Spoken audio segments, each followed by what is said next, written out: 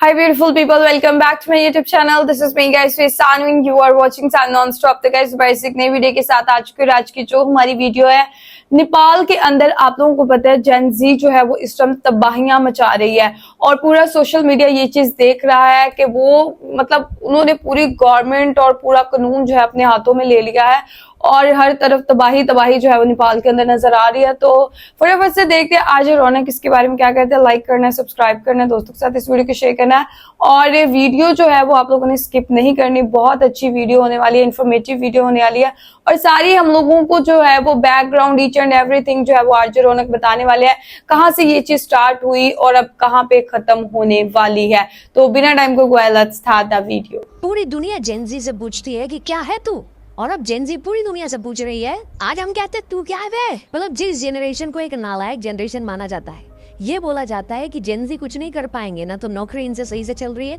ना छोकरी इनसे खुश है। उसी जेनजी ने हमारे पड़ोसी देश नेपाल में तख्ता पलट कर दिया। Let's take it to Kathmandu now. Sheikh Hasina के साथ हुआ था। People have been killed while as protests have escalated into widespread chaos. Protests are underway against KPOL government in Nepal to face an extremely tense weather critical. The Prime Minister of Nepal has resigned. Nepal की संसद से लेकर prime minister house सब में आग लगा दी है। Prime minister ओली के देश छोड़कर भागने की खबरें आ रही हैं और नेपाल एक बार फिर से डेमोक्रेसी से राजशाही की तरफ बढ़ रहा है। मीडिया में कई जगह ये खबर है कि ऐसा इसलिए हुआ है क्योंकि नेपाल की सरकार ने सोशल मीडिया पर बैन लगा दिया। लेकिन कई लोगों का मानना है कि सोशल मीडिया पर बैन लगना एक रीजन जरूर है, लेकिन अकेला रीजन नहीं है। तो आज के वीडियो में हम आपको ये बताएंगे कि नेपाल में जो हुआ वो आखिर क्यों हुआ, नेपाल की गवर्नमेंट का रिस्पांस क्या था, सिचुएशन इतनी हिंसक यानी वायलेंट क्यों हो गई, और सबसे बड़ा क्वेश्चन कि नेपाल में जो स्थिति चल रही है मुझे तो बांग्लादेश वाला सीन याद आ रहा है। तो शुरू करते हैं इस वीडियो को। चैनल को सब्सक्राइब करना, वीडियो पसंद आए इसे अपने दोस्तों से जरूर शेयर करना। नमस्ते।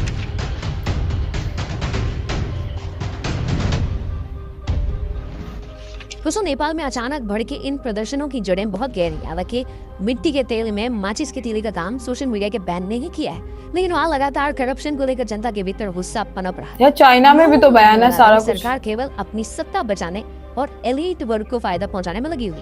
बेरोजगारी और महंगाई अपने चरम पर थे। नेपाल का 20% युवा अनएम्प्लॉयड था। हालात इतने खराब थे कि नेपाल के युवाओं ने यूक्रेन रशिया पार्टिसिपेट किया, रूस की आर्मी में भर्ती हुए। नेपाल में 2008 के बाद डेमोक्रेसी आई थी और पिछले 17 सालों में ले देकर 3 पार्टियों की सरकार ही सत्ता में रही है। इन तीनों पर भी करप्शन के भयंकर चार्जेस थे। ऐसे में जब सरकार ने अचानक ये फैसला लिया कि भाई फेसबुक, यूट्यूब, इंस्टाग्राम, व्हाट्सएप और एक्स, जो कि पहले ट्विटर था, जैसे बड़े बड़े सोशल मीडिया प्लेटफॉर्म्स पर पाबंदी लगाई जाएगी, तो ये जनता के गुस्से की चिंगारी बन गया। सरकार का रीजन ये था कि ये सारे जो प्लेटफॉर्म है सोशल मीडिया के, वो बिना रजिस्ट्रेशन के काम कर रहे हैं और इन सारे प्लेटफॉर्म्स पर अफवाहें, फेक न्यूज और आपत्तिजनक सामग्री फैल रही। इसीलिए सरकार ने दुनिया के सभी मेजर सोशल मीडिया प्लेटफॉर्म्स को नेपाल के काठमांडू में रजिस्टर करने के लिए बोला।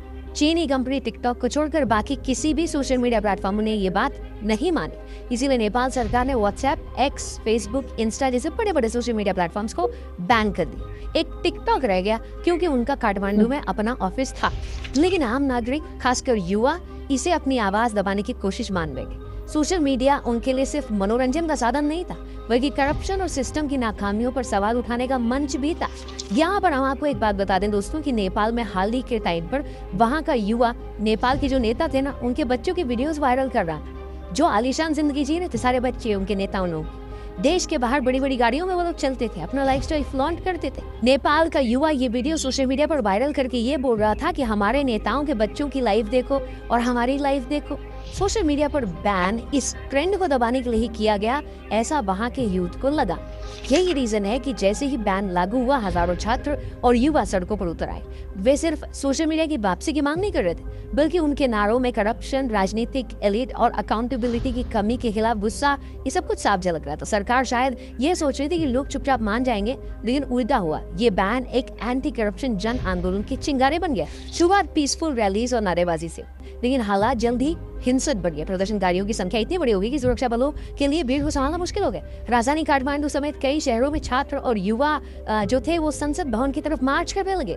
पुलिस ने भीड़ को रोकने के लिए टीयर गैस शेल्स और वाटर कैनन्स और बहुत सारे अलग अलग तरीकों का इस्तेमाल किया, लेकिन जब इससे भीड़ नहीं रुकी तो कई जगह बुलेट्स भी चलाई गई। रिपोर्ट्स के मुताबिक इन प्रदर्शनों में कम से कम 19 लोगों की मौत, 100 से ज्यादा घायल हुए। यह आंकड़ा नेपाल जैसे छोटे देश के लिए बहुत बड़ा था। दूसरी तरफ प्रदर्शनकारियों ने भी जवाब में हिंसा की, कई गाड़ियों को आग लगाई, पुलिस पर पथराव किया और संसद भवन की तरफ धावा बोला। आम नागरिकों के बीच भी डर फैल गया।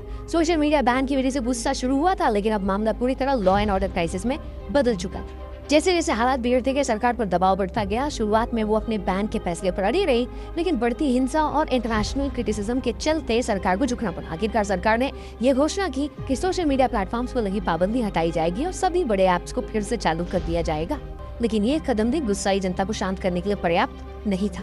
लोगों की मांग थी कि अब सिर्फ सोशल मीडिया तक सीमित नहीं थी, बल्कि लोग भ्रष्टाचार व करप्शन पर भी जवाब चाहते थे। इसी प्रेशर में पहले गृह मंत्री रमेश लेखक ने नैतिक जिम्मेदारी ली, इस्तीफा दिया। उसके बाद हालात जब और बेकाबू हुए तो एंड में प्रधानमंत्री केपी शर्मा ओली को भी पद से हटना पड़ा। ये नेपाल की पॉलिटिक्स के लिए बड़ा झटका था। सरकार की कोशिश थी कि बैन लगाकर डिसेंट को कंट्रोल किया जाए, लेकिन इसके उलट उन्हें पॉलिटिकल संकट का सामना करना पड़ा। आज सिचुएशन ये है दोस्तों कि नेपाल में सोशल मीडिया फिर से चालू हो चुका है, लेकिन हालात नॉर्मल नहीं कहे जा सकते। जिन 19 लोगों की मृत्यु हुई है, मौत हुई है, जिन परिवारों ने अपने प्रियजनों को खोया है, उनका गुस्सा अभी भी शांत नहीं हुआ। देश में पॉलिटिकल इंस्टेबिलिटी बनी हुई है क्योंकि प्रधानमंत्री का इस्तीफा देने के बाद अब नई सरकार के गठन और जो ये सत्ता यानी पावर का जो बैलेंस है उसकी चर्चा लगातार चल रही है। सड़क पर प्रदर्शन कुछ जगह धीमे पड़े, लेकिन युवाओं का मुंह साफ दिख रहा है कि अगर भ्रष्टाचार और गवर्नेंस में सुधार नहीं हुआ तो दोबारा आग भड़क सकती है। ह्यूमन राइट्स ग्रुप्स लगातार ये मांग कर रहे हैं कि पुलिस हिंसा की इम्पार्शियल जांच करे और जिन अधिकारियों ने ज्यादा बल प्रयोग किया है उन्हें जवाबदेह ठहराया जाए। अब चलिए दोस्तों ये बात करते हैं कि नेपाल में जो हो रहा है उसका भारत पर क्या असर पड़ सकता है और भारत को करना क्या चाहिए। वेल, नेपाल में जो हुआ उसने पूरे दक्षिण एशिया का ध्यान अपनी तरफ खींचा है। भारत की नीति पर इसके क्या असर पड़ सकते हैं वो भी जान लेते हैं। सबसे पहले भारत के लिए बॉर्डर की जो सिचुएशन है वो बहुत क्रिटिकल है। भारत और नेपाल के बीच खुली सीमाएं, लाखों लोग रोजगार, व्यापार और रिश्तेदारी के लिए दोनों तरफ आते जाते हैं। ऐसे में नेपाल की अस्थिरता सीधे भारत की सीमा सुरक्षा पर असर डाल सकती है। अगर नेपाल का संकट और गहराया तो इसका रिजल्ट भारत में भी दिखेगा। सीमा पार से अवैध गतिविधियां बढ़ सकती हैं, शरणार्थी रेफ्यूजीज का दबाव आ सकता है और स्मगलिंग जैसी समस्याएं भी तेज हो सकती हैं, ऐसा एक्सपर्ट्स बोल रहे हैं। भारत के लिए इंपॉर्टेंट है कि वो नेपाल की स्थिति पर लगातार नजर रखे और जरूरत पड़ने पर डिप्लोमेटिक चैनल्स के जरिए वहां पर स्थिरता बनाए रखने की कोशिश करे। दूसरी इंपॉर्टेंट बात, चीन का बढ़ता दखल। नेपाल में जब भी इंस्टेबिलिटी होती है, अस्थिरता बढ़ती है तो चीन अपनी पकड़ मजबूत करने की कोशिश करता है। Belt and road initiative BRI से लेकर इंफ्रास्ट्रक्चर इन्वेस्टमेंट तक चीन लगातार नेपाल को अपनी ओर खींच रहा है। भारत के लिए खतरे की घंटी है। अगर राजनीतिक संकट लंबे टाइम तक चलता है तो नेपाल भारत से दूरी बनाकर चीन के और करीब जा सकता है। ये भारत की रणनीतिक सुरक्षा के लिए बड़ी चुनौती है क्योंकि नेपाल की जियोग्राफिक लोकेशन बहुत इंपॉर्टेंट है और ये बेहद अहम जगह पर स्थित है। एक अच्छी बात यह है कि नेपाल में जो तख्तापलट हुआ है और केपी शर्मा ओली जो बाहर गए हैं वो कम्युनिस्ट पार्टी ऑफ नेपाल से हैं, जिनका स्टैंड प्रो चाइना और एंटी इंडिया रहा, तो उनका जाना टेक्निकली एक्सपर्ट्स बोल रहे हैं कि भारत के हक में है। तीसरा पहलू, युवाओं की मांग और भारत का रोल। नेपाल के जेन ज़ी केवल करप्शन के खिलाफ आवाज नहीं उठा, बल्कि वो ट्रांसपेरेंट पॉलिटिक्स, आधुनिक शिक्षा और रोजगार की भी मांग कर। भारत के लिए ये एक अपॉर्चुनिटी है कि वो नेपाल के यंगस्टर्स को सपोर्ट करे। भारत स्कॉलरशिप, टेक्नोलॉजी, स्टार्टअप और एजुकेशन के क्षेत्र में नेपाल के साथ पार्टनरशिप और स्ट्रॉन्ग कर सकता है। अगर भारत इन जेनजीज की यानी कि जो नेपाल के युवा हैं उनकी आकांक्षाओं को पूरा करने में अगर हेल्प करे तो ये दोनों देशों के रिश्तों को नई दिशा देगा और चाइना के प्रभाव को भी बैलेंस करेगा। और चौथा सबसे इम्पोर्टेंट जो इशू है वो है डिप्लोमेटिक बैलेंस। भारत और नेपाल का रिलेशन ऐतिहासिक है, सांस्कृतिक है और धार्मिक आधार पर बहुत गहरे रिलेशन है भारत और नेपाल के। लेकिन पॉलिटिकल इंस्टेबिलिटी अक्सर इन रिश्तों पर दबाव डाल देती है। पिछले कई सालों में हमने देखा है। वर्तमान संकट में भारत के सामने चुनौती यह है कि ये बैलेंस कैसे बनाया जाए। भारत को खुलकर किसी राजनीतिक पार्टी का, पॉलिटिकल पार्टी का समर्थन करने की बजाय डेमोक्रेसी और ट्रांसपेरेंसी का समर्थन करना होगा, क्योंकि नेपाल वापस मोनार्की की तरफ जाता दिख रहा है, जो शायद दुनिया के लिए भी ठीक नहीं है। एक्सपर्ट्स कह रहे हैं नेपाल के लिए भी ठीक नहीं है और भारत के लिए भी ठीक नहीं है। और डेमोक्रेसी सबके लिए फायदेमंद हो सकती है, ऐसा एक्सपर्ट्स का कहना है। नेपाल की जो करंट सिचुएशन है ये साफ है कि वहाँ की युवा पीढ़ी अब चुप रहने वाली नहीं है। उनका दबाव सरकार को मजबूर कर रहा है कि वो रिफॉर्म्स लाए और जवाबदेही दिखाए। लेकिन अगर राजनीतिक वर्ग इस चुनौती को समझने में असफल रहा तो ये इंस्टेबिलिटी लंबी खिंच सकती है। भारत के लिए टाइम है अवेयर रहना और एक्टिव रहने का। आपका नेपाल रिपोर्ट पे क्या कहना है, इस पूरी हिंसा पर आपका क्या कहना है? बहुत पिछले कई दिनों में आपने बहुत सारी चीजें देखी सुनी पड़ी होंगी, क्या ओपिनियन बनाया आपने कमेंट करके जरूर बताइएगा। वीडियो पसंद आई तो इसे अपने दोस्तों से जरूर शेयर करिएगा। थैंक यू फॉर वॉचिंग, जल्दी मिलते हैं। ओके गाइस, इंफॉर्मेशन तो आरजे रौनक ने जो है वो भरपूर दे दी है और अच्छी इंफॉर्मेशन दी है। उन्होंने किसी एक पलड़े को नहीं कहा हाँ ये सही कर रहे हैं वो सही कर रहे हैं, लेकिन इस तरह से जो है मतलब आप सोशल मीडिया बैन कर देंगे। लाइक आपको पता है कि चाइना के अंदर भी जो है उनके अपने ही चाइनीज ऐप है सोशल मीडिया के, ये फेसबुक ये वाले एप्स वहां पर नहीं चलते, इंस्टाग्राम वगैरह उनके अपने एप्स है, वो अपने एप्स यूज करते हैं। तो नेपाल वालों ने भी सोचा कि हम भी चाइना के ज्यादा करीब है तो क्यों ना हम चाइना की तरह जो है वो करें। बट जैनजी भी तो फिर जैनजी वाले ही उन लोगों ने काम किए हैं। और हाँ देखिए, अगर हम जितने भी पॉलिटिशियंस होते हैं उनके अपने बच्चे बाहर पढ़ते हैं, अच्छी एजुकेशन, अच्छी फैसिलिटीज, ईच एंड एवरीथिंग, लेकिन अब देखे ना कि आपके मुल्क के बच्चे क्या कर रहे हैं, उनको अच्छे से खाना नहीं मिल रहा, उनको रोजगार नहीं मिल रहा, तो ये भी तो सिचुएशन खराब हो जाती है ना। वो देखते हैं कि भाई हमारे प्राइम मिनिस्टर का बच्चा जो है वो बाहर ऐशे कर रहा है और हम यहाँ पर भूखे मर रहे हैं, तो वो भी गलत है ना। मतलब देखे ना कि चेक एंड बैलेंस हर चीज के अंदर रखे, या तो अपने बच्चों के अकाउंट्स प्राइवेट करे, वो मतलब हर चीज फ्लेक्स करते हैं, दिखाते हैं, और फिर जब दूसरे लोग देखते हैं तो वो कहते हैं कि यार मतलब लाइक हमारे पास तो ये चीज है ही नहीं, हमें भी ये चीज जो है वो अचीव करनी है, हमारे पास भी ये चीज होनी चाहिए। तो ये सारी सिचुएशन देख के जो है वो मुझे बांग्लादेश की याद आ रही थी कि बांग्लादेश के अंदर भी जो है वो इस तरह से ही स्टूडेंट्स ने जो है वो किया था, प्रोटेस्ट किया था, और शेख हसीना को जो है वो फिर छोड़ना पड़ा अपनी कुर्सी और फिर वहां से भागना पड़ा।